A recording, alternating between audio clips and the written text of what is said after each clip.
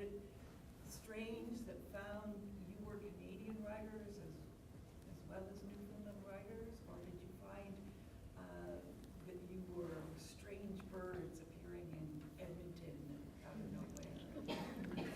nowhere? Well, it's so the question is about touring books and the genesis of that. I guess I don't know how it was for Michael, but for me it started off pretty small. Like you do readings in St. John's, and then I had an anthology of fiction with 8 other writers, and we got funding to tour that book across Canada. But it was sort of we carried books in cardboard boxes to our readings and sold them like that to 7 people that would show up, and maybe nobody would show up, but you had 6 other writers with you, so you could commiserate in the bar, that sort of thing. And that happens to all writers. Like every writer has that nobody showed up except for the guy to turn off the lights at the end of the reading.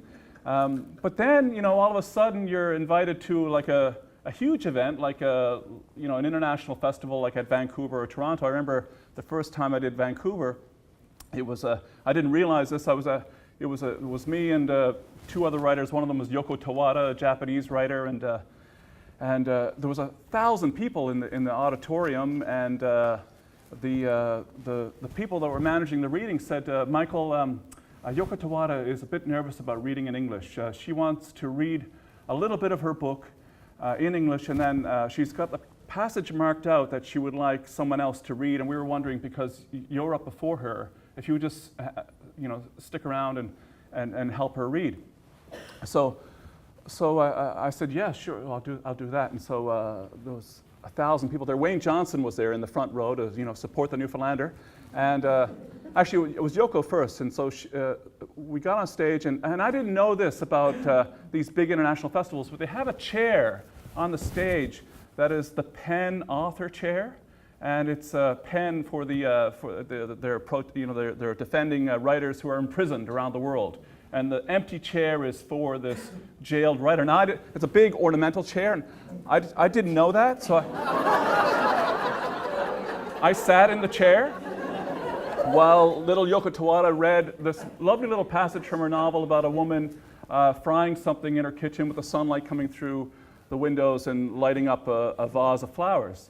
It was very nice, and then she passed her novel to me, and I saw the pencil mark, and then she proceeded to sit in the big chair, and she was tiny in the little chair, so I got a laugh. I got astonishment, she gets a laugh. And then I went up to the stage, and I proceeded to continue her narrative of the woman in the kitchen frying, and then a door opens, and a stranger comes in and bends her over the table and lifts her skirt and proceeds from there. And I'm reading this thing. I don't know anything about Yoko Tawada's work. I don't know if it's meant to be funny or if it's a dramatic moment or what. But the entire audience realizes my predicament. Wayne Johnson is purple with laughter with his head at my expense. And Yoko Tawada, who has been on a 3-year international tour and is completely exhausted about reading from her book, is sitting in that chair, totally enjoying my discomfort. And I just thought, someday I am going to be Yoko Tawada. That's a good story, but it didn't really answer your question. I just wondered if you were surprised Yes. by how Newfoundland stories resonate across. Yes. Well, He's such a keener. Umi, I know this one.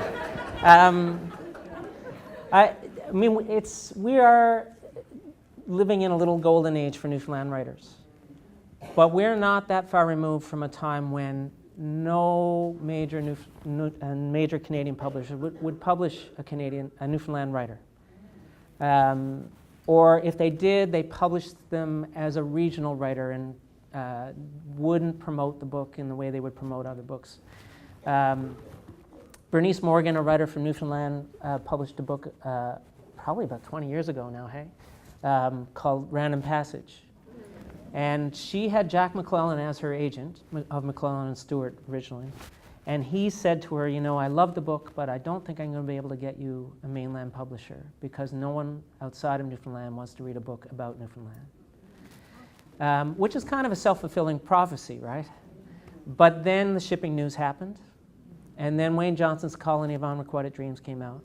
So, and all of a sudden then, all of the mainland publishers and agents were flying to Newfoundland to like beat the bushes to look for the next Newfoundland author. You mean because an American wrote about Canada? Wrote about Newfoundland and then sold a bajillion copies, yeah. And luckily, yeah, and got optioned, yes. The successful option.